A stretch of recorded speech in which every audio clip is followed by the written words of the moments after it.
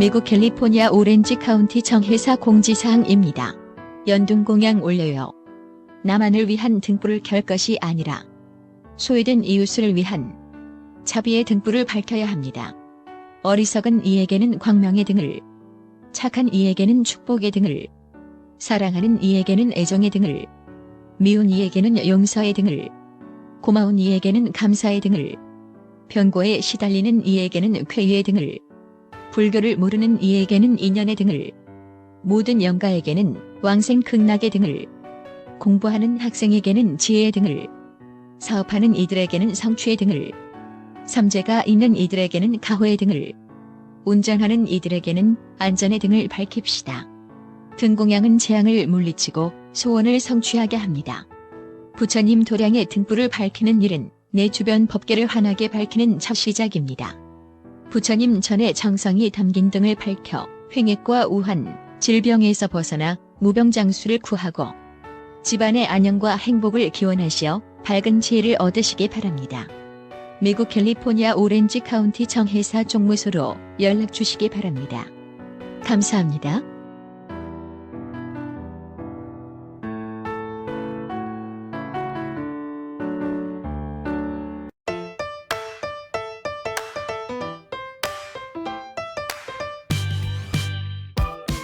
포교는 우리의 희망입니다.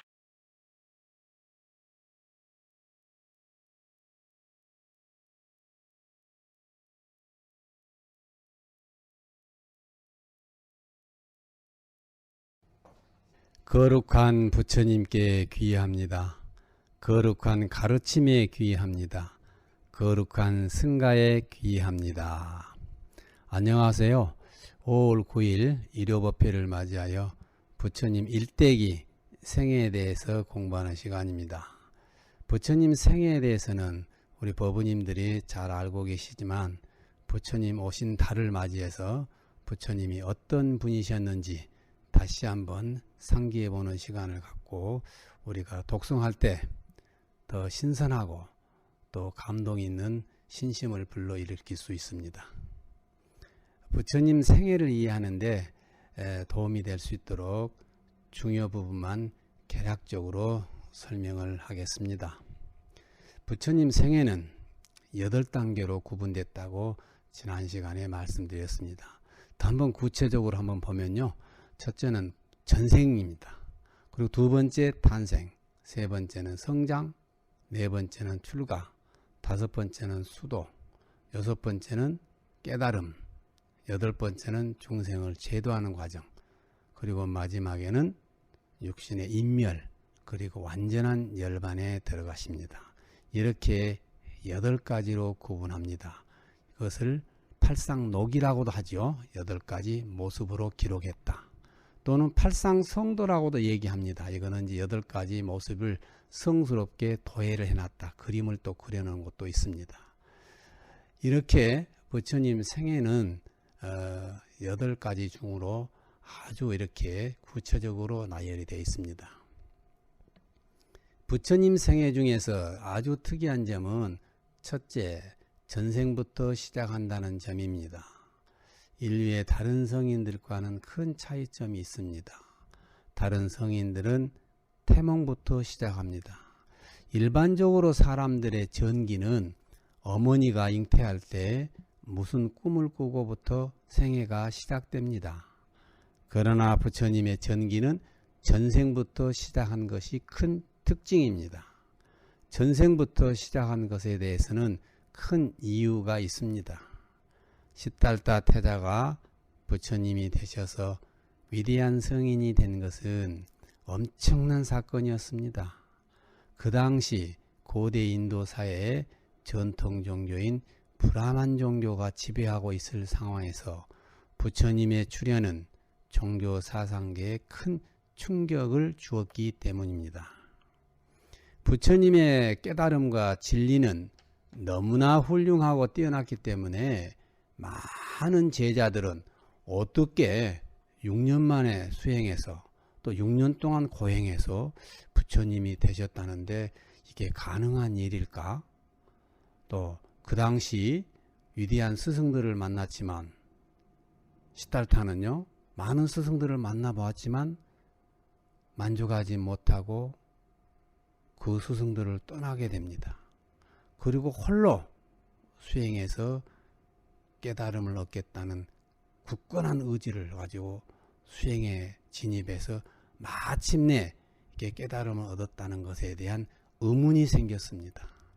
왜냐하면 그 시절에 수많은 수행자들이 깨달음을 얻기 위해서 엄청난 고행을 했지만 아무도 최고의 경지에 오르지 못했기 때문입니다.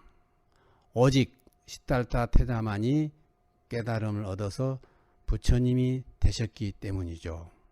그래서 천재 학생들은 부처님의 전생을 연구하기 시작했고, 또 아라한의 경지를 얻은 뛰어난 수행자들이 신통력을 발휘해서 그 연구 결과로 부처님의 전생을 거슬러 올라가 보니 전생에서부터 굉장한 수행을 하셨기에 그 결과로 다음 생에 태어나서 성불한 것임을 밝혀낸 것입니다. 이렇게 부처님의 전생을 밝혀 이 얘기들을 모아놓은 책이 바로 유명한 자타카, 인도 고대 산스크리트나 팔리어로 포기되어 있죠. 이것을 이제 중국 스님들이 번역하기를 전생담이다 했습니다. 전생의 얘기란 뜻이죠. 또는 본생담이라고도 번역을 했습니다. 본생담, 본생이란 말은 금생 이전에 본래의 생이 있었다는 것입니다. 그래서 전생이나 본생은 같은 의미죠. 즉 자타카란 어원적인 의미는 자타란 말은 태어나다, 즉 생이란 뜻이고, 카란 말은 아래로 또 내려오다는 뜻입니다. 전생담에 보면은 부처님은 수억 겁의 전생에 왕도 되고 대신도 되고 브라만도 되었고, 또 동물, 코끼리, 원숭이, 토끼, 새, 물고기 여러 가지 생명으로 태어나서 여러 가지 삶을 윤회하며 많은 공덕을 쌓았던 얘기들이 나옵니다. 그런 전생의 삶으로부터 윤회되어 다음 생으로 아래로 내려와 태어났다는 뜻으로 자타카라고 합니다. 자타카, 즉 전생담의 내용은 부처님으로 태어나기 전까지 전생에서 수없이 많은 선행과 공덕을 설명하며 부처님의 거룩하고 위대한 업적을 찬탄하고 있는 것입니다. 부처님이 위대한 성인임을 더 한층 높여주고 있고, 또 우리 중생들에게는 공경심을, 존경심을 내도록 한 것입니다. 전생의 이야기들, 전생담 또는 본생담을 이제는 경전으로 격상을 시켜가지고요, 본생경이라고 해서 선대 모든 수행자들은 이걸 모두 대장경에 기록해 나왔습니다. 자타카에는 전생의 삶 얘기 547가지를 모아놓은 것으로 인도 불교 설화 문학의 보물입니다. 자타카 영향으로 세계 여러 나라의 문학으로 전래되어서 그리스의 이솝 문화, 또 아라비안 나이트가 저술되는데도 기여하였고, 우리나라의 삼국유사나 일본 설화에도 영향을 끼쳤습니다. 또 모든 불교 국가의 문학이나 또 불교 미술사에도 지대한 영향을 끼쳤습니다. 자타카 전생 얘기는 고대 인도 사회에서도 스님들이 설법할 때 가장 많이 인용하는 내용 중에 하나였고, 또 법우님들도 아주 재미있고 인기 있는 설법으로 여겼습니다. 그런 증거로 인도 고대 사찰 유적지 동굴벽화를 방문해 보면 자타카 설화를 그려놓은 작품들을 많이 볼 수 있는 것입니다. 이런 자타카 영향은 한국에도 많은 영향을 받아서 절벽화에 많이 그려놓았습니다. 즉 전생담은 부처님의 전생의 덕행을 아름답게 꾸며나 얘기로 엮여져 있습니다. 거룩한 전생의 인연으로 거룩한 탄생으로 윤회되고 있다는 것을 보여주고 있는 것입니다. 전생담은 부처님은 전생에서부터 수많은 인욕과 보시로 큰 선행을 하여 큰 공덕을 쌓았다는 것을 강조하며 우리의 삶은 전생, 금생, 내생으로 윤회한다는 사상을 가르쳐주고 있으며 우리 중생들도 좋은 공덕을 닦으면 좋은 과보로 다음 생을 얻을 수 있다는 것을 보여주고 있는 것입니다. 전생담은요, 크게 두 종류 시간대별로 구분해서 인연 얘기가 설해져 있습니다. 첫째는 아주 오래된 전생 얘기, 수메다 동자 얘기가 나옵니다. 수메다는 중국 스님들은 선해동자라고 번역했습니다. 수메다는 뜻이 선해란 뜻이죠. 아주 뛰어난 지혜와 능력이란 뜻입니다. 이 수메동자, 즉 선해동자가 과거 수억 급 전에 연등 부처님에게 온 마음과 몸을 바쳐서 공양보시하는 얘기입니다. 부처님 생애 가운데 제일 먼저 소두로 나오게 되죠. 그 인연으로 먼 훗날 석가모니 부처님으로 탄생되어서 중생을 제도하리라는 수기를 준 이 얘기입니다. 아마 여러분들이 첫 독경 시간에 들으셔서 이해하실 것입니다. 두 번째는 이제 시간대별로 더 가까운 전생 얘기죠. 이것은 이제 도솔천에 태어나셔서 계시다가 내려오셔서 마야왕비 태몽으로 임신해서 룸비니 동산에 탄생한 시달타 이 얘기입니다. 부처님 생의 시작은 이렇게 전생담 수억 급의 먼 전생에서 다시 전생인 도솔천에서 그리고 인도 룸비니 동산으로 탄생하시는 3단계의 전생을 걸쳐서 시간대별로 순서로 엮여져 있다는 것을 이해해야 합니다.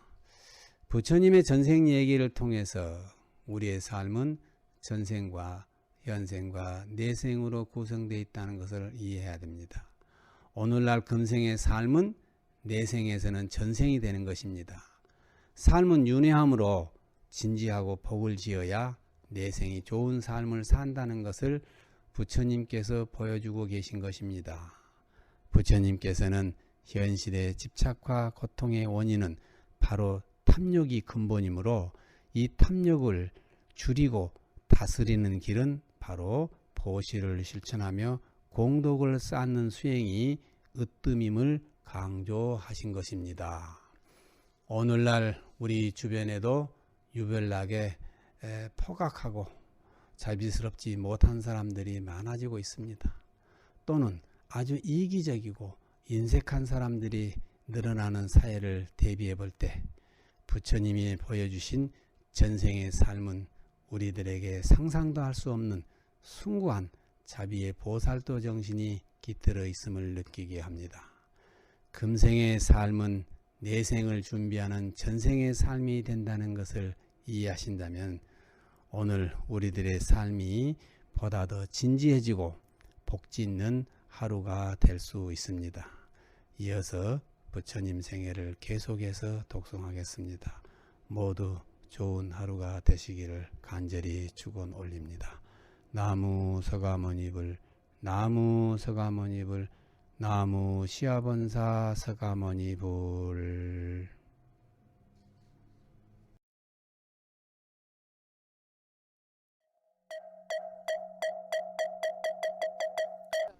불교 성전 읽기. 부처님의 탄생 이야기. 아시타 선인의 예언. 마야 왕비의 일행은 발길을 돌려 카필라국으로 돌아왔다. 왕비와 어린 왕자가 돌아오자 카필라국은 온통 기쁨으로 가득 찼다. 정관왕은 아기 왕자의 이름을 짓기 위해 학자들과 의논하였다.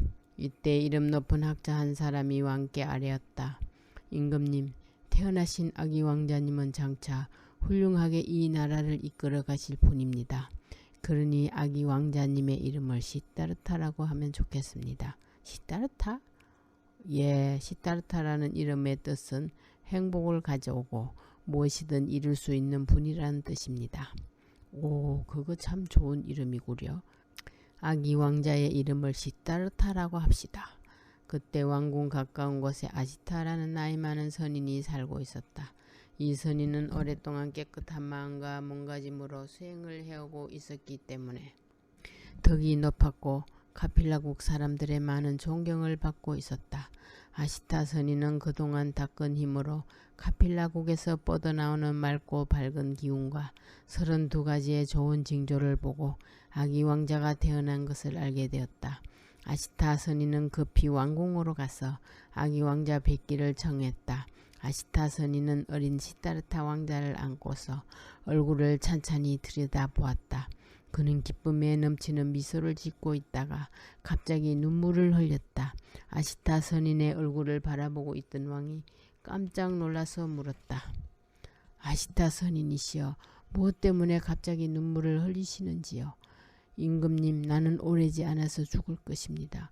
여기 계신 아기 왕자님은 장차 큰 깨달음을 얻어 부처님이 되실 분이신데 제가 그 모습을 뵙지 못할 것을 생각하니 가슴이 아파서 그렇습니다. 정반왕은 그 소리에 안심하며 물었다. 그 말씀이 정말이십니까? 시다르타 왕자가 거룩한 부처님이 된다는 말씀이.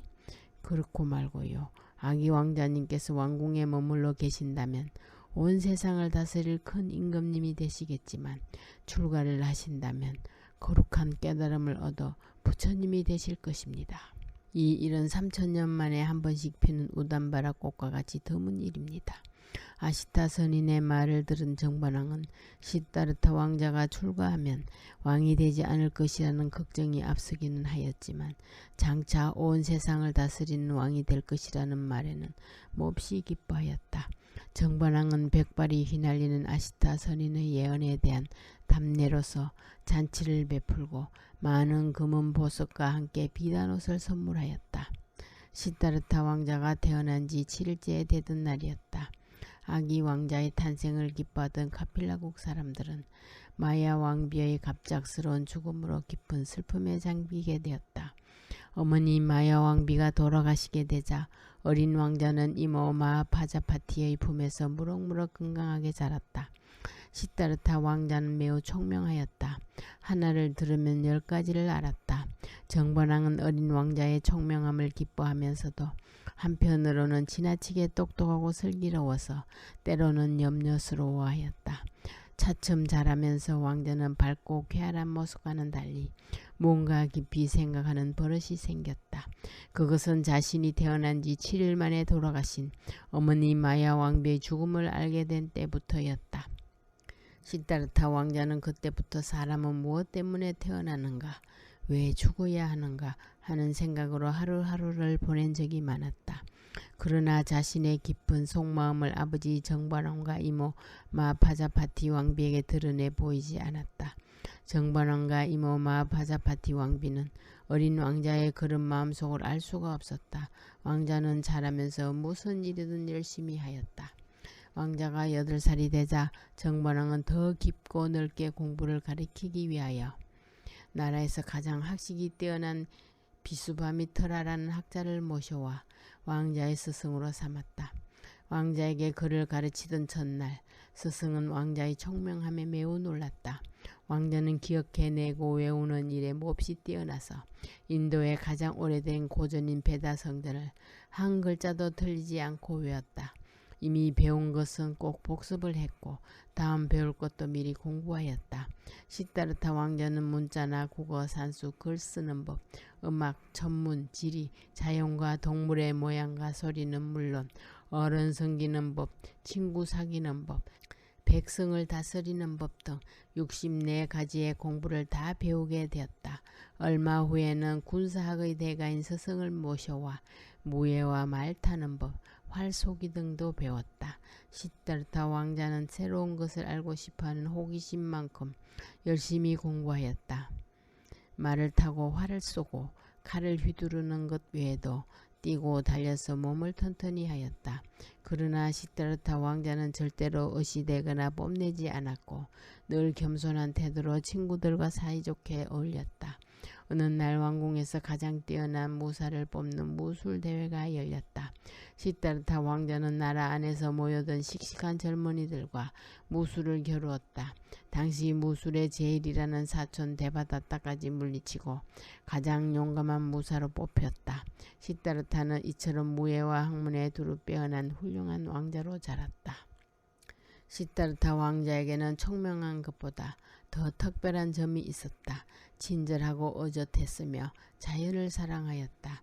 비슷한 또래의 아이들은 대부분 뒹굴며 뛰놀거나 거친 장난과 전쟁놀이를 좋아하였다.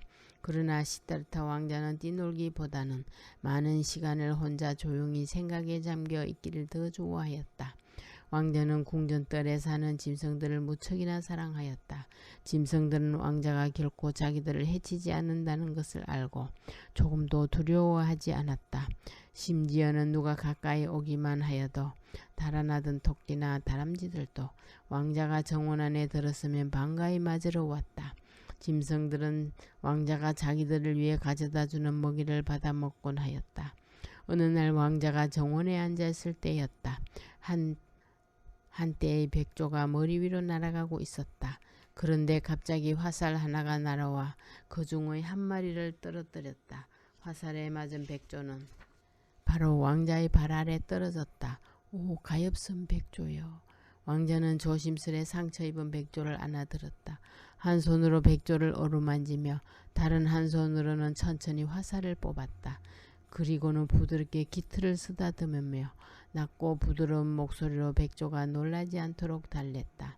그런 다음 비단 웃옷을 찢어서 상처를 싸매주었다. 잠시 후에 한 소년이 정원으로 달려왔다. 그는 왕자의 사촌인 데바다타였다. 그의 손에는 활과 화살이 들려 있었고 매우 흥분해 있었다. 시달타, 시달타, 굉장한 일이 있었어. 내가 백조를 잡았어. 보았더라면 좋았을 텐데. 한 번에 쏘아서 떨어뜨렸지. 아마 여기 어디쯤에 떨어졌을 거야. 찾아주지 않겠어? 가까이 다가온 데바다타는 피가 묻은 자기의 화살이 바로 왕자의 손 안에 놓여 있는 것을 보았다. 아니, 내 화살과 내가 잡은 백조를 갖고 있잖아. 데바다타는 주먹을 불끈지며 큰 소리로 말했다. 이리 줘. 내가 쏘았으니까 내 것이야. 데바다타는 왕자에게 다가와 백조를 빼앗으려고 했지만 왕자는 백조를 건드리지 못하도록 꼭 끌어안고 말했다. 안 돼. 상처가 낫기 전에는 아무에게도 줄 수 없어. 그 새는 내 것이야. 내가 정당하게 소환 마친 거야. 시다르타는 내 것을 훔친 거야. 돌려주지 않으면 뺏을 테야. 데바다타는 화가 나서 소리쳤다. 그러나 왕자의 마음은 조금 더 흔들리지 않았다. 데바다타는 점점 더 화를 냈지만 시다르타는 끝내 백조를 돌려주지 않았다. 왕자가 조용히 말했다. 어른들은 어떤 문제가 생기면 궁전에서 해결해. 슬기로운 이들 앞에서 서로의 생각을 설명하고 나면 그들이 누가 옳은가를 결정해 주곤 하지. 우리도 그렇게 하는 것이 좋을 것 같다. 데바다타는 이 제안이 썩 마음에 들지는 않았으나 그것만이 자신의 백조를 돌려받을 수 있는 길이라는 생각으로 마지못해 그렇게 하기로 하였다. 두 소녀는 궁전으로 가서 왕과 슬기로운 이들 앞에 서게 되었다. 두 사람의 이야기를 들은 대신들은 서로 마주보며 웃었다. 겨우 새 한 마리를 놓고 서로 가지려고 다투시다니. 그러나 정반왕은 달랐다. 시다르타와 데바다타는 모두 왕자들이요. 나는 이들이 자신들의 문제를 궁전에 가져와서 해결하는 것이 무척 기쁘오. 미래의 왕이 될 이들은 궁중의 법도에 익숙해져야 하오. 재판을 시작하시오. 두 소녀는 서로 번갈아 자신의 주장을 이야기하였다. 대신들은 누가 백조를 갖는 것이 옳은가를 결정하려고 애썼다. 몇몇 사람이 말했다. 데바다타가 마쳤으니까 당연히 그의 것이지요. 다른 이들은 또 시다르타가 발견했으니 그가 가져야지 하고 말했다. 이 문제를 놓고 대신들은 오랫동안 서로 말씨름을 벌였다. 이때까지 아무 말도 안 하고 있던 노 대신이 조용히 말했다. 이 세상에 살아있는 모든 것들은 목숨을 가장 귀중하게 여깁니다. 그러므로 저는 이 백조를 마땅히 목숨을 해치려고 한 사람이 아니라 목숨을 구해주려고 애쓴 사람에게 주어야 한다고 생각합니다. 이 백조는 시다르타 왕자님의 것입니다. 시다르타 왕자가 12살이 되던 해 봄이었다. 왕자는 아버지 정반왕을 따라 처음으로 왕궁 밖으로 나들이를 하게 되었다. 왕궁 밖에서 벌어지는 농경제에 참석하기 위해서였다. 농경제란 백성들이 밭을 갈고 씨를 뿌리며 한 해 농사가 잘 되기를 비는 행사였다. 농사를 중요한 일로 생각하는 카필라국 사람들이었으므로 정반왕은 이 행사가 있을 때는 왕궁의 많은 신하들과 함께 꼭 참석을 하였다. 들판에는 상쾌한 봄바람이 불고 따스한 햇빛이 밝게 빛났다. 정반왕이 먼저 첫 삽질을 하고 난 다음 농부들의 밭갈이가 시작되면서 농경제는 시작되었다. 시다르타 왕자는 나무 그늘 아래에서 그런 모습을 즐겁게 바라보고 있었다. 농부 한 사람이 소에 쟁기를 메어 흙을 갈아엎자 흙 속에서 벌레들이 기어나와 숨을 곳을 찾기 위해 꿈틀거렸다. 그때였다. 하늘을 날고 있던 새들이 손살같이 내려와서 벌레들을 쪼아먹었다. 그것을 본 왕자는 너무 놀라 몸을 부르르 떨며 눈을 돌렸다. 조금 전에 즐겁던 마음이 한꺼번에 사라져 버렸다. 뜨거운 햇빛 아래에서 땀을 뻘뻘 흘리며 일하는 농부의 모습과 채찍으로 얻어맞으며 힘겹게 쟁기를 끄는 소의 모습은 너무나 안타까웠다. 왕자는 더 이상 그런 모습을 보고 있을 수 없었다. 자신이 앉아있던 곳에서 그런 모습이 보이지 않는 다른 나무 아래로 자리를 옮겨 앉았다. 저 불쌍한 벌레들은 무엇 때문에 새들에게 잡아먹혀야 하는 것일까? 또 무엇 때문에 농부와 소들은 나처럼 편하게 지내지 못하고 땀을 흘리며 힘들게 일해야 할까? 왕자는 시간이 가는 줄도 모르고 생각에 잠겨 있었다. 해가 서산으로 서서히 저물어 가고 있었다.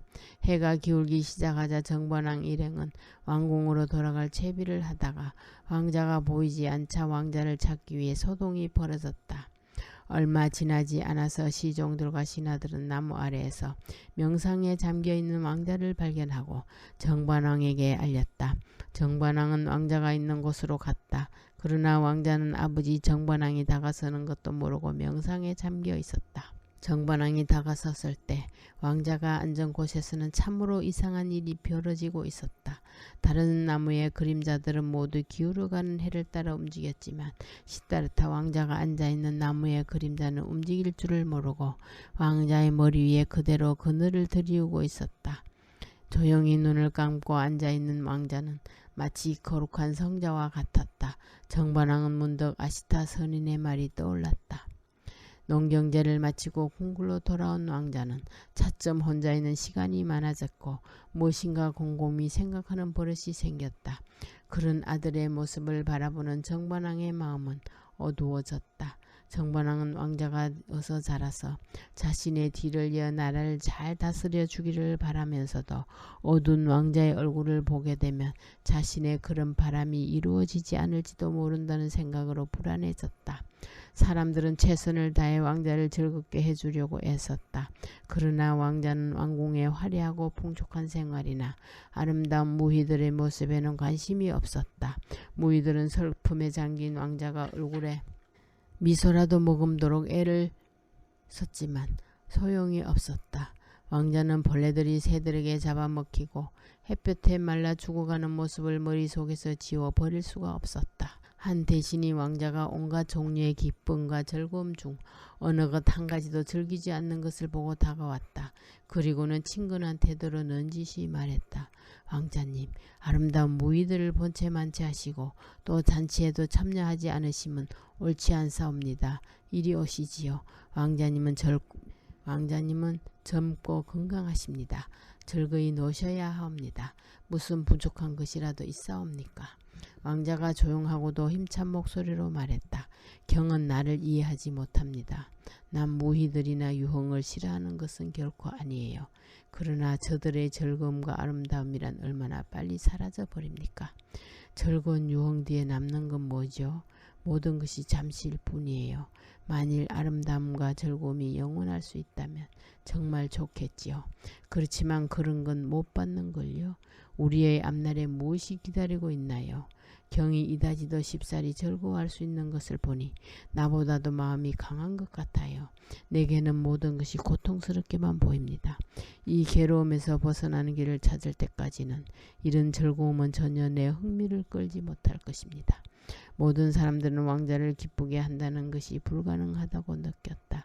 대신들은 정반왕에게 왕자는 어떤 것에도 흥미나 즐거움을 갖지 않는다고 걱정스럽게 말했다. 정반왕은 깊은 시름에 잠겼다. 오 사랑하는 내 아들아, 너를 이 궁전에 붙잡아 두기 위해서 내가 어떻게 해야 한단 말이냐. 무엇으로 너를 즐겁게 해줄 수 있단 말이냐. 왕자가 곧 궁전을 떠날지도 모른다는 생각에 왕은 그날 이후 제대로 편한 잠을 이룰 수 없었다.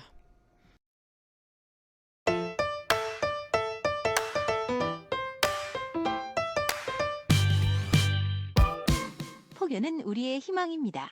매주 일요일 날 11시 실시간으로 인터넷 방송 부페를 통해서 이 유튜브 이 방송도 많이 시청할 수 있도록 권장도 하고 또 구독 신청도 하고 또 격려 좋아요도 좀 해서 함께 부처님과 좋은 인연을 맺을 수 있는 기회가 되기를 여러분에게 간절히 올리고 싶습니다.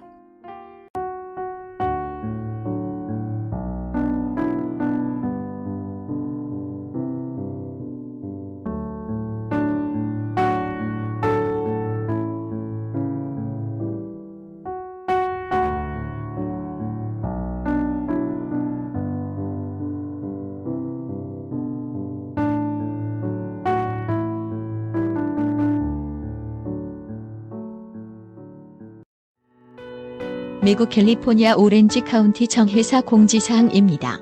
연dun공양 올려요. 나만을 위한 등불을 켤 것이 아니라 소외된 이웃을 위한 자비의 등불을 밝혀야 합니다.